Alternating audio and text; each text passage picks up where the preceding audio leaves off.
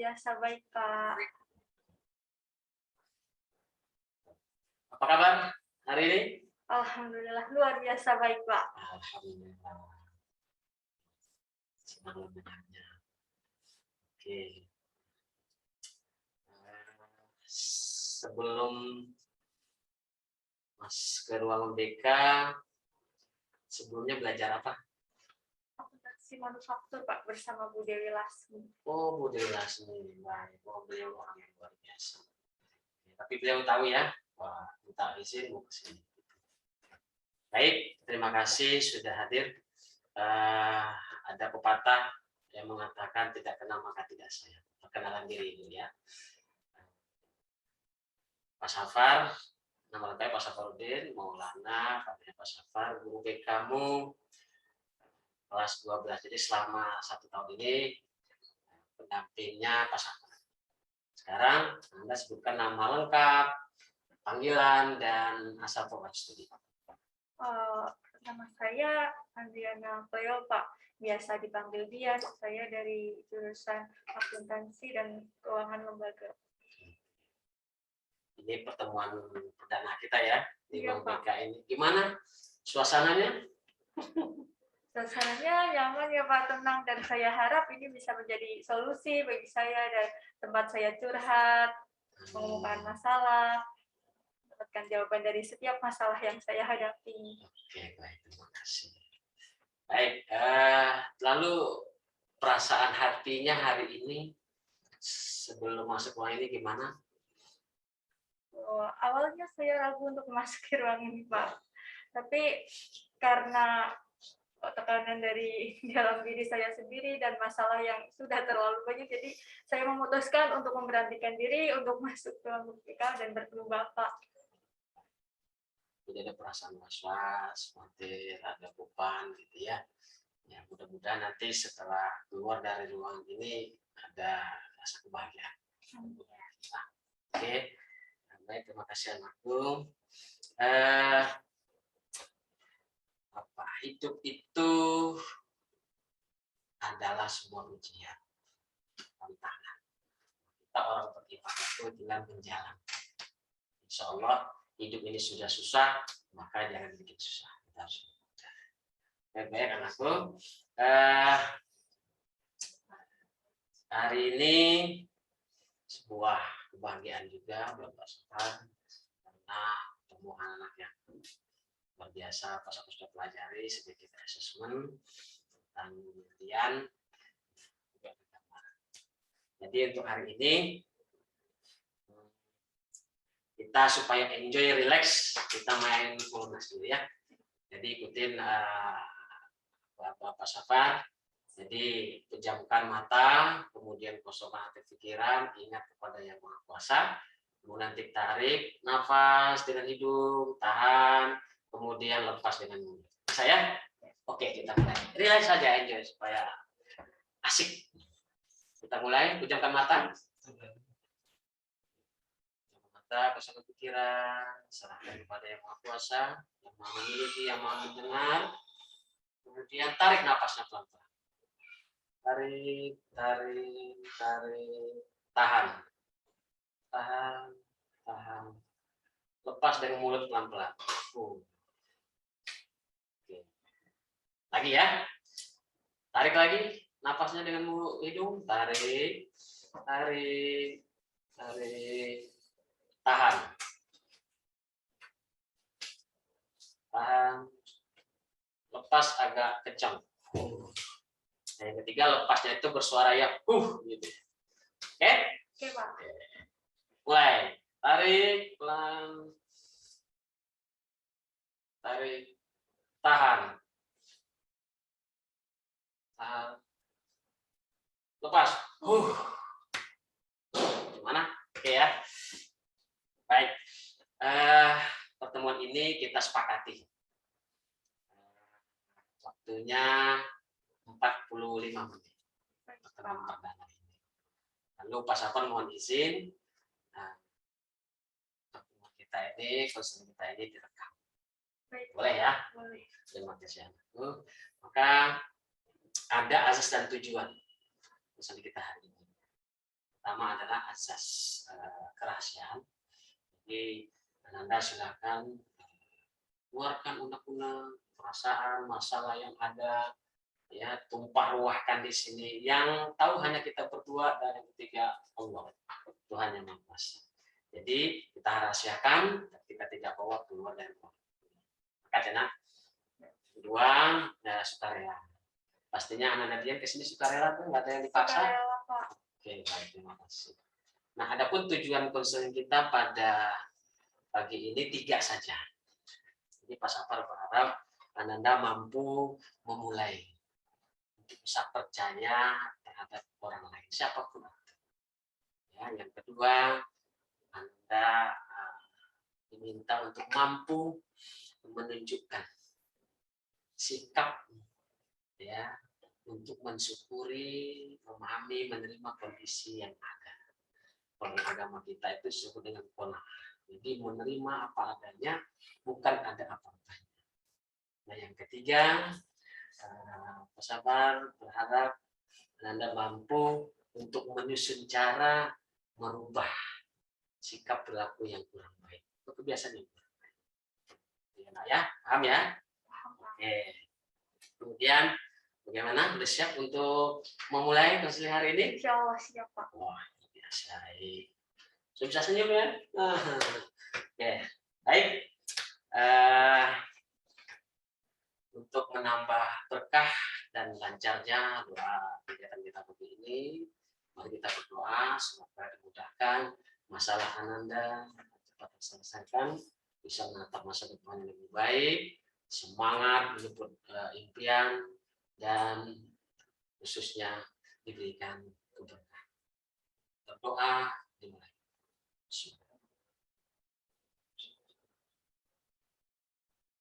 Berdoa selesai.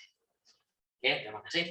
Jadi enjoy saja nak, silakan berjalannya kegiatan hari ini. Tentu anak harus relax, ceritakan apa masalahnya. Tadi secara sepintas sudah sampaikan. Jadi WhatsApp, Japri, itu saya ceritakan relax saja. Nah. Saya tuh merasa di keluarga saya tuh saya menjadi anak yang kurang berguna gitu, karena setiap saya pulang sekolah orang tua saya selalu bertengkar, membicarakan apa yang seharusnya tidak dibicarakan di depan saya. Bahkan terkadang ibu saya sampai meluapkan emosinya kepada saya, dan saudara-saudara saya kadang acuh tak acuh dengan urusan orang tua saya, sedangkan di situ itu justru mengganggu belajar saya, apalagi rumah adalah tempat kita pulang kan Pak, kita tahu sendiri bahwa rumah tempat kita pulang. Dan di situ saya sangat menyayangkan hal tersebut Pak. Kenapa? Karena setiap saya pulang, saya capek sekolah seharian, sampai rumah orang tua saya berantem, orang tua saya membicarakan hal-hal yang kurang baik yang seharusnya tidak didengarkan oleh anak-anaknya. Orang tua saya selalu meluapkan kemarahan-kemarahan tersebut, bahkan tidak jarang memukul saya, Pak. Dan itu sangat mengganggu sekali bagi saya. Saya tidak bisa belajar di rumah, dan saya tidak bisa melewati hari-hari saya dengan nyaman. Saya sendiri tidak memiliki ruang di rumah untuk belajar atau mungkin menyalurkan hobi saya, potensi saya, dan saya ruang geraknya sangat terbatas, Pak. Jadi situ di lain sisi saya juga sering sekali mendapat perundungan dari teman-teman saya sering disalahkan oleh teman saya sendiri, bahkan tidak jarang teman saya tuh menganggap saya beda gitu Pak, saya aneh gitu. Dan di situ membuat saya jadi tidak berani untuk mengungkapkan apa yang saya bisa, apa yang saya punyai dalam diri saya selalu memendam apa yang menjadi potensi saya selalu tidak meyakini apa yang ada dalam diri saya, bahkan tidak jarang sekali saya selalu lebih nyaman sendiri dibandingkan saya berada di kerana saya.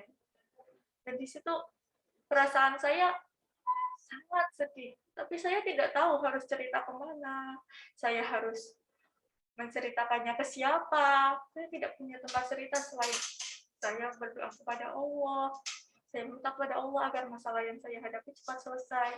Di lain sisi orang tua saya juga selalu meminta saya untuk segera menentukan jurusan kuliah, sedangkan saya sendiri masih fokus dengan LSP dan ujian-ujian yang akan datang.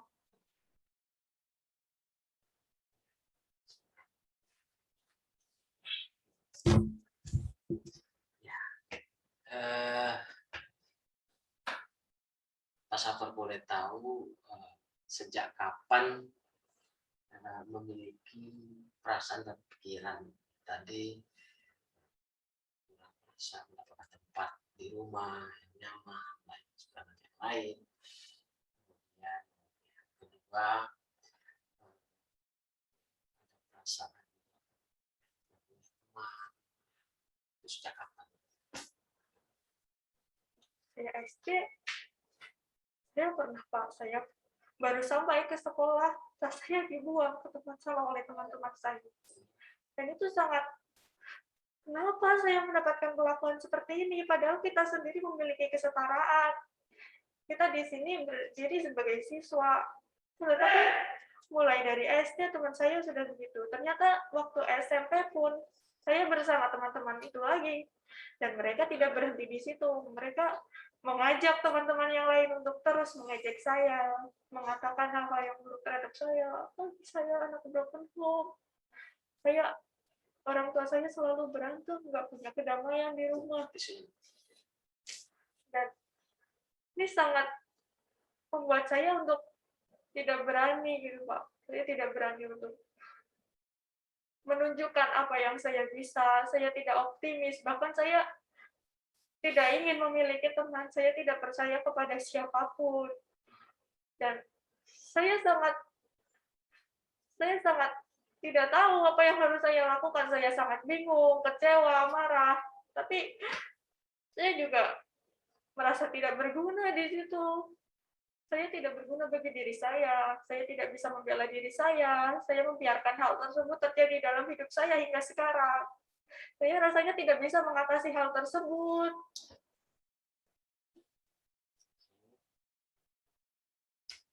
Jadi berapa kali, jadi tadi sudah SD, jadi sudah berapa kali kelihatannya tindakan bullying juga ya. Jadi berapa kali itu? Nggak dihitung berapa kali sih. Sudah sering. Sudah sering Pak, karena di SMP saya juga pernah mendapatkan fitnah bahwa saya menuduh teman saya mengambil uang kas, dan itu sampai dilaporkan ke guru BK juga, dilaporkan ke guru-guru yang lain, bahkan adik-adik kelas saya juga tahu. Kemudian saya mendapat sindiran-sindiran di sosmed. Saya juga sempat setiap berangkat sekolah, setiap pulang sekolah selalu dihadang oleh orang tua siswa tersebut. Dan di situ karena saya mandiri di tempat saya tinggal, sedangkan orang tua saya jauh di Jakarta, itu membuat saya tidak tahu harus curhat ke siapa. Saya tidak tahu ini penyelesaiannya gimana, karena setiap kali saya menghubungi orang tua saya, mereka selalu sibuk dengan urusannya masing-masing. Mereka tidak mengerti apa yang saya alami. Sedangkan sekalinya saya memiliki waktu cerita, orang tua justru menyalahkan saya, bukan memberikan saya solusi.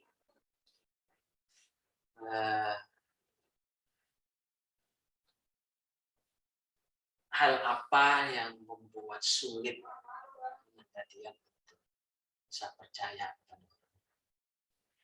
Pernah saya cerita ke teman saya menceritakan apa yang saya rasakan, saya menceritakan perasaan saya terhadap orang lain. Ternyata teman saya justru menyebarkan cerita saya dengan menambahkan hal-hal yang tidak baik, sehingga itu berdampak lagi kepada saya. Itu menyebabkan umpan balik yang negatif terhadap saya menjadi seseorang yang tidak disukai oleh orang lain, karena orang lain berpikir bahwa saya hanya memiliki sikap temperamen dan sikap-sikap negatif lainnya. Lalu dari apa yang Anda dapatkan itu, nah ketika lalu apa yang terfikir di benak Anda ketika dapat perlakuan seperti itu? Pasti saya mendapatkan trauma untuk bercerita terhadap orang lain. Saya sangat sulit untuk mempercayai orang lain, dan saya juga menjadi orang yang tidak mempercayai orang lain, dengan walaupun orang lain tersebut menunjukkan sikap baiknya terhadap saya, Pak. Jadi orang lain menganggap saya, ini anak temperamental banget, ini anak sensitif banget, anak nggak ada baik-baiknya. Terus selama ini ya, kan kita baru ketemu ya di kelas 12. Lalu kamu menyikapinya bagaimana? Alhamdulillah pas aku lihat enjoy your life aja ya gitu. Saya coba untuk sabar, menyembunyikan semuanya. Di depan orang lain, saya coba untuk senyum, tertawa, dan melakukan apa yang saya bisa. Saya menguatkan diri saya. Saya selalu berprinsip bahwasanya nggak apa-apa untuk sekarang, mungkin besok, walaupun kebaikan-kebaikan tersebut sampai sekarang belum saja saya temui.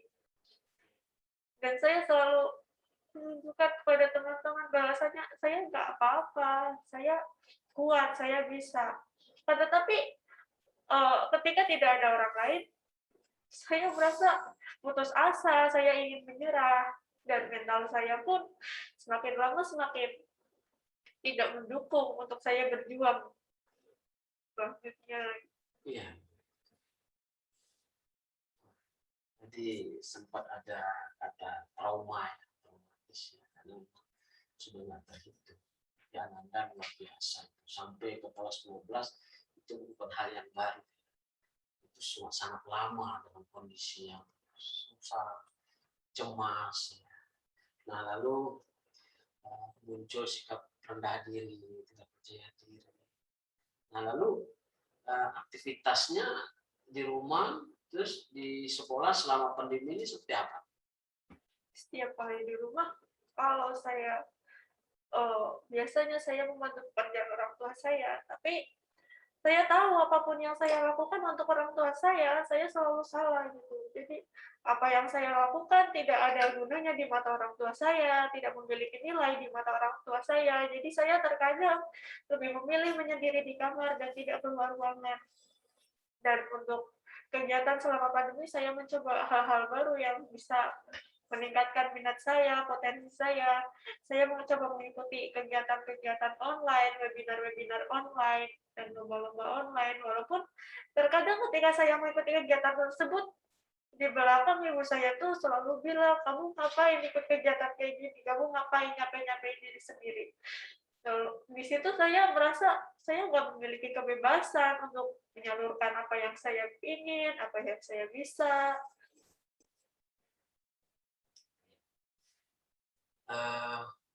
Ini sesuatu hal yang pasal-pasal apa ya? Enggak gitu ya. Bukan dibalik senyuman. Kalau lihat di itu pasal-pasal kamu ceria, ternyata dibalik keceriaan itu ada sebuah luka lara ya. Nah, ini kalau pasal acungin jempol buat apa? Ya, di usia yang masa transisi remaja dewasa awal ini, dari remaja ke dewasa awal, anak-anak bisa melalui sampai ke tingkat akhir, itu kan luar biasa.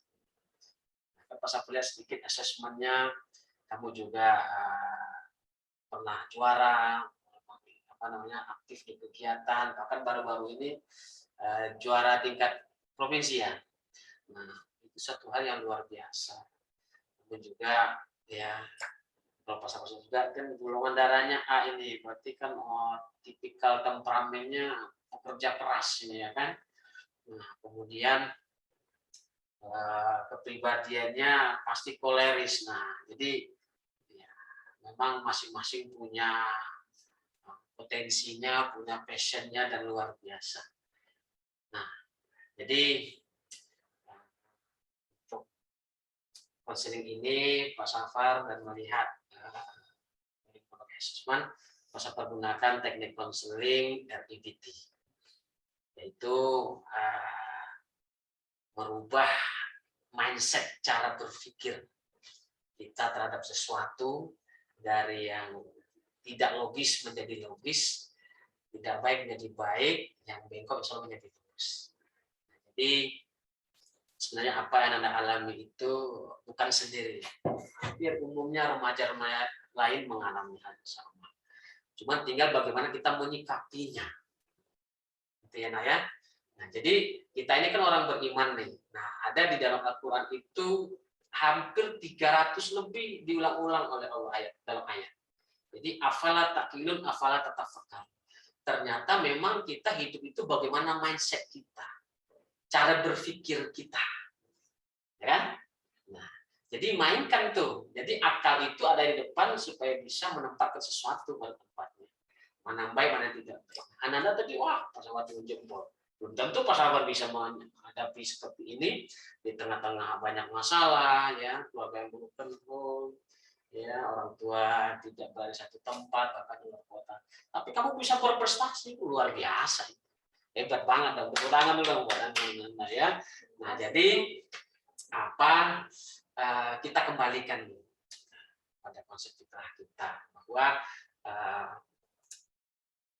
orang susah itu bagaimana pola pikirnya, orang berharga, orang senang itu bagaimana mindsetnya. Bahkan ada orang kita lihat cara menggunakan akal pikirannya itu adalah bisa tidak panas dari api, bisa menganggap sesuatu bahkan melebihi dari yang fitrah. Itu karena pola pikir, ya kan? Contoh lagi misalnya pola pikir kita umpamakan seperti lalat dan lebah, ya kan? Kenapa lalat bisa cepat menemukan apa? Kotoran, ya kan? Kenapa lebah bisa cepat menemukan bunga di mana saja? Itu kan dia membangun pola pikir, mindset, logikanya, ya. Ada alam apa namanya? Instingnya sudah terbentuk dengan baik. Nah, ketika anak-anak dia mengembangkan pola pikir positif tadi, dalam Al-Quran itu juga disebutkan berhusnuzon, ya kan? Ada suuzon, ada husnuzon. Maka husnuzon itu pahala, arti pahala itu sebuah kebahagiaan buat anak-anak dia.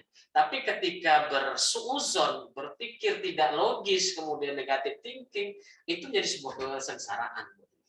Nah, jadi sesungguhnya apa yang Anda alami itu adalah sebuah proses penempaan diri. Anda akan jadi orang hebat, orang besar nanti, orang sukses.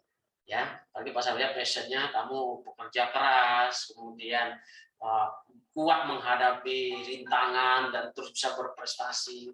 Jadi ketika sulit dan ada iri dengki ataupun baper teman-temannya itu karena anak-anak dia itu berada satu tingkat level di atas mereka. Boleh jadi perasaan yang dia katakan terendah, punya itu sebenarnya satu pikiran yang sangat keliru. Jadi dia punya potensi yang luar biasa, buktinya unggul, berprestasi, bisa melakukan apa saja, bahkan aktif juga di OSIS, ya kan, di Eskul Pramuka juga, bahkan ketua juga. Nah, ini kan luar biasa. Nah, ini harus pertahankan, ini harus terus dipupukkan selama kelas 12 ini. Jangan sungkan-sungkan. Kalau tidak ada tempat cerita dengan teman sahabat, kan ada di ruang BK.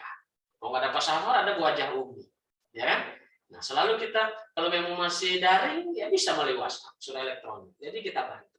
Jadi dengan sendirinya saja dia bisa menyelesaikan masalahnya, apalagi bercerita, sharing, selamat pagi. Mohon perhatian kepada seluruh pegawai dan tamu. Kami mohon menghentikan aktivitas sejenak dan berdiri dengan sikap sempurna untuk mendengarkan pembacaan naskah Pancasila. Pancasila. 1. Ketuhanan yang Maha Esa.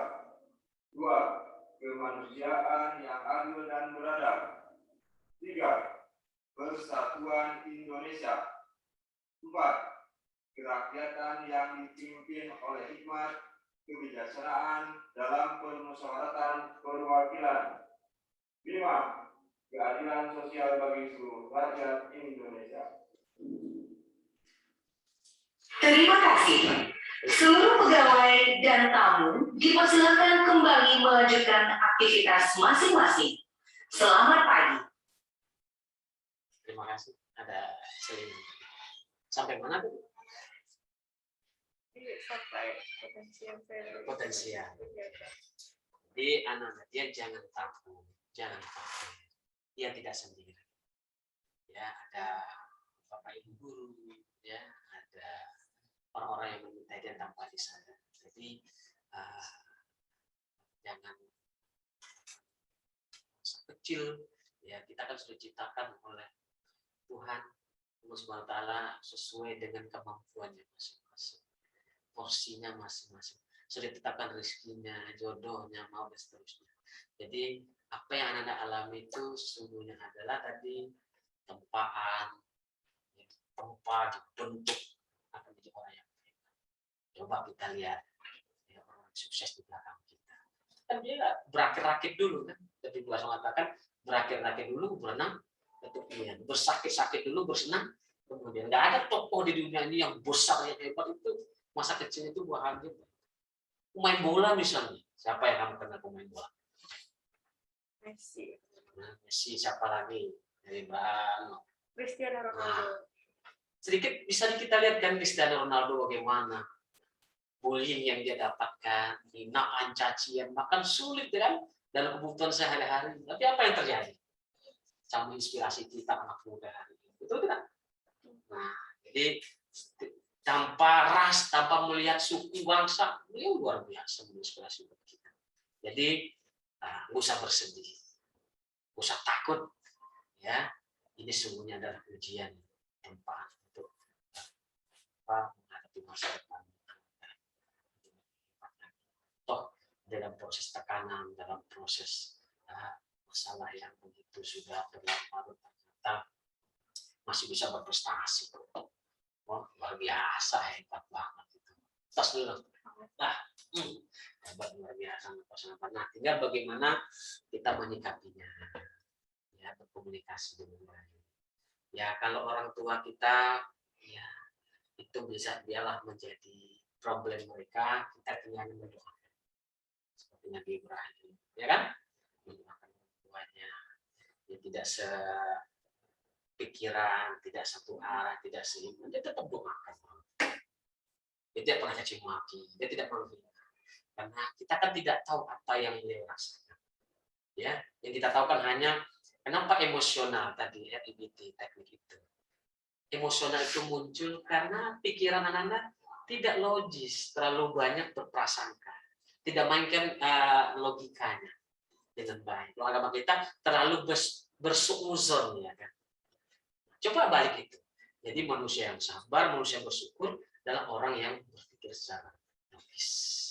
Ya, bahwa sungguhnya apa yang dia dapatkan, apa yang diterima sungguh itu adalah hal yang positif buat dirinya untuk membangun masa depannya yang lebih baik. Nah, tadi saya terlihat ada temannya yang teman di SMK di kelas 11 atau kelas 12 atau yang ngebully atau seperti apa. Itu nanti boleh Pak Safar minta nama-namanya siapa. Nah, nanti kita coba Pak Safar panggil untuk berbicara lebih jauh supaya ini tidak terulang kembali. Itu selama kelas 11 atau kelas 12 atau kelas 10. Sekarang temannya masih ada? Satu kelas atau beda kelas? Satu kelas, Pak. Satu kelas. Nah, berarti nanti ketika kita lihat lain waktu, sebutkan nanti namanya, nanti Pak Safar panggil supaya masalahnya selesai. Karena tindakan bullying itu kan tindakan yang boleh dibilang itu kriminal. Kenapa kriminal? Ada undang-undangnya, ya kan? Nah, jadi selagi kita bisa selesaikan secara keluarga, secara pertemanan, nah, itu kenapa tidak? Ya, terus nanti juga Pak Safar mendapatkan data Ananda itu sudah dituntut juga untuk berkarir, ya, menentukan pilihan setelah lulus, ya. Nah, kalau dari Ananda sendiri ingin lanjut studi, kalau lulus nanti ingin kerja atau kuliah sambil kerja atau ingin menikah atau seperti apa? Kalau dari saya sendiri, saya ingin melanjutkan studi Pak, dengan catatan itu sesuai passion saya dan keinginan saya, bukan dari tuntutan orang tua. Akan tetapi sampai sekarang saya juga masih bingung. Banyaknya minat yang saya miliki dan banyaknya potensi yang saya bisa kembangkan. Tetapi hal tersebut terhalang oleh opini dari orang tua saya dan keinginan orang tua saya, sehingga saya sendiri punya pikiran bahwasanya ya udahlah, nggak usah kuliah kalau gitu caranya. Nah, lantas orang tua sendiri mengingatkan kamu lagi studi, pastinya di kampus mana dan prodinya apa. Lalu bertolak belakang dengan keinginan Ananda sendiri. Lalu menyikapinya gimana? Orang tua saya sendiri menginginkan kampus yang dekat dengan tempat tinggal. Terus kemudian saya nggak jauh-jauh dari jurusan manajemen. Sedangkan evaluasi sedikit di SMK saya masuk akuntansi aja saya udah merasa saya salah jurusan. Tidak sesuai passion saya juga minatnya berbeda, potensi saya bukan di bidang angka. Nah, sedangkan saya sendiri menginginkan nggak apa-apa saya kuliah di mana aja, tapi sesuai dengan minat saya, passion saya, nggak jauh-jauh dari seni dan sastra. Nah, saya menanggapinya ya, setiap hari saya ditanyain seperti itu, saya juga terkadang saya bingung harus menjawab apa kan, tapi ya sudah Bu, Pak, sabar. Karena kan saya juga harus persiapan buat LSP, kita siapin dulu yang sudah dekat gitu. Kita buat skala prioritas dulu gitu. Kalau memang nanti ada kesempatan, pasti Allah menunjukin jalannya gitu. Nggak perlu dipaksakan, nggak perlu nuntut. Ya, ibu saya tetap minta saya untuk, ayo tentuin lah, jadinya gimana. Biar nanti ada persiapan, Bapak Ibu juga bisa support. Tapi cara mensupport mereka tidak seperti itu, Pak. Menurut saya hal tersebut salah, karena di lain sisi mereka juga tidak memahami apa yang ada di pikiran saya, tidak memahami apa yang saya inginkan, bahkan tidak jarang mereka juga memaksakan hanya kehendak mereka, sedangkan sampai saat ini, apapun prestasi yang saya raih, apapun pencapaian yang saya dapat, itu tidak ada nilainya di mata orang tua saya tidak pernah mendapatkan apresiasi, bahkan orang tua saya cuek, beda dengan adik saya yang mungkin ketika mereka mendapatkan ranking 1 atau mungkin mereka mendapat pencapaian lomba itu justru diapresiasi secara berlebihan gitu, sedangkan saya tidak pernah mendapatkan apresiasi sama sekali, hanya dituntut untuk mengikuti keinginan orang tua saya, buat saya sedih dan saya merasa overthinking siang dan malam, Pak. Pikirkan hal tersebut, pikirkan apa yang orang tua saya mau, apa yang orang tua saya inginkan dari saya. Ini jadi tantangan sendiri kembali. Berarti kita bangun kembali posting tadi. Ya, satu poinnya antara keinginan orang tua dan anak itu satu hal yang berbeda. Jadi bagaimana kita menyikapinya, itu Ananda Dian sampaikan, serahkan kepada Allah, minta petunjuknya, itu sangat super sekali. Jadi kalau memang dalam proses kan masih panjang nih, nanti ada pertemuan selanjutnya, ini kan tidak mungkin tuntas ya, karena memang waktu juga yang membatasi kita. Kalau nanti sampai pada akhirnya memang tidak ketemu, silakan salam Pak Safar ke orang tua, diundang secara lisan untuk datang ke sekolah. Kita samakan persepsi. Jadi mana keinginan orang tua, keinginan kita supaya sama. Karena itu pernah terjadi. Nah, kakak kamu 2 tahun yang lalu sebelum pandemi itu, sering Pak sampaikan ketika mengajar, ada seorang anak yang bernama ya cantik lah, tinggi, kulitnya bagus, ya ingin jadi seorang pramugari dan jadi anak satu-satunya. Tapi orang tuanya tidak setuju. Sampai pada titik jenuhnya, ya anak lari dari rumah supaya hanya gara-gara tidak disetujui. Nah, dia cerita, dia datang ke ruangan ini, sampaikan, pasal minta hadir, undang orang tua, salam. Mereka datang berdua, kita samakan persepsi. Alhamdulillah, orang tua setuju dan mendukung karena melihat passion, bakat minat anak. Jadi yang menjalankan itu anak atau orang tua, kan begitu ya. Jadi setuju, ya alhamdulillah. Tapi bahkan sampai pengecekan kesehatan di rumah sakit pertama itu bersama pendamping bersama orang tua. Tapi dalahnya ketika melakukan tes dari 26 siswa, 3 orang yang lulus, nah, salah satunya adalah Ananda yang ini, kemudian diterima, tapi ternyata berbalik. Tadi orang tua tidak mendukung, sekarang mendukung, malah anaknya yang tadi pengen jadi pemain malah nggak jadi, karena adanya musibah lion yang jatuh. Sehingga sekarang kuliah di salah satu universitas di Jakarta. Jadi boleh jadi anak-anak nanti ke situ. Jadi yang jelas bangun cara berpikir yang baik, ya, yang sudah diajarkan oleh agama kita, yaitu setiap kita pasti mengalami testing. Kehidupan efek besar terganggu. Namun itu tidak jadikan beban, tapi dijadikan tantangan, bahwa kita yakin ini proses pendidikan, penempaan dini untuk kita sukses. Karena orang sukses itu kan memerlukan, ibarat bangunan ini kalau tinggi kan memerlukan fondasi yang kokoh. Betul tidak? Betul, Pak. Iya, gimana bisa berdiri, digoyang angin kencang, topan badai lintar, kalau fondasi nggak kokoh kan?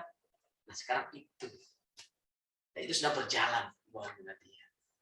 Maka sedikit selangkah lagi, ya insya Allah berapa bulan lagi Anda selesai studi, bangunan kokohnya itu sudah siap dalam pendidikan. Kuncinya mindset tadi, ya cara berpikir. Jika ya, jadi hal ini terjadi semuanya menjadi terganggu, menjadi cemas karena terlalu suuzon dalam agama kita, berpikir negatif. Maka rubah itu, sanggup untuk merubahnya, ya. Yang kedua nanti apa yang dirasakan terhadap masalah pribadi dengan teman kurang percaya, ya itu semuanya kembali ke diri kita. Bagaimana kita menyikapi seperti kita, ya? Bagi kita menyikapinya, membawanya dengan baik, ya insya Allah. Karena semuanya hidup itu adalah penuh perjuangan, penuh cinta, gitu kan? Oke, kita ambil kesimpulannya dari pertemuan perdana ini. Mudah-mudahan nanti akan ketemu berikutnya. Kalau kurang puas, ya Pak Sabri yakin waktu singkat ini tidak mencukupi, ya. Jadi Anda silakan ambil kesimpulan sebelum Pak Sabri berkesimpulan dari pertemuan. Sebelumnya, saya terima kasih Pak sudah menyempatkan waktu untuk saya berkonseling dan mendengarkan apa yang saya alami dan memberikan beberapa solusi. Di sini perasaan saya menjadi lebih terbuka dan lebih tenang, dan saya juga pikiran saya diperbarui dengan apa yang tadi Bapak bicarakan, apa yang tadi Bapak nasihatkan ke saya, dan kedepannya saya juga ingin merubah apa yang menjadi beban untuk saya menjadi sebuah nilai-nilai baik yang saya dapatkan, dan saya harap orang tua saya dapat segera menyadari apa yang mereka lakukan. Teman-teman saya juga dapat menerima saya dengan baik. Enggak, ya. Oke, sekarang coba kita main. Apa kabar? Ciri khasnya anak AK itu apa? Jangan lupa, ya. Oke, supaya enjoy. Apa kabar? Alhamdulillah, luar biasa. Debit kredit pasti balance. Wih, itu dia. Nah, jadi sebuah intermezzo itu, anak akuntansi itu hebat-hebat, ya, punya proses sendiri. Kemudian tagline debat kredit pasti balance itu sesungguhnya dalam kehidupan sehari juga balance. Itu keseimbangan kan. Nah, jadi hebat tuh anak akuntansi. Ini selalu keseimbangan, ya kan? Kalau kita naik motor nggak seimbang, bisa nggak? Nggak bisa kan? Nah, kalau dia naik sepeda, nggak bisa keseimbangan, bisa nggak naik sepeda? Tidak. Nah, jadi ternyata semuanya butuh keseimbangan. Itulah akuntansi. Saya yakin, Pak Safar percaya dia orang yang hebat, yang luar biasa, dan bisa berprestasi. Untuk mendapatkan bom atom di SMK. Terus, itu sudah ditunjukkan. Oke, jadi Pak Safar simpulkan hari ini, pertemuan perdana ini, bahwa dari permasalahan yang sudah disampaikan tadi menjadikan sebuah pembelajaran, menjadi vitamin buat Anda untuk siap menghadapi kehidupannya yang lebih hebat dan lebih sukses, baik dalam berkarir, rumah tangga, pendidikan, dan seterusnya. Dan Kita harus yakin bahwa kesusahan itu juga ada pada orang. Ketika orang tua punya masalah, jangan lihat mereka masalah. Biar bisa mereka selesaikan sendiri.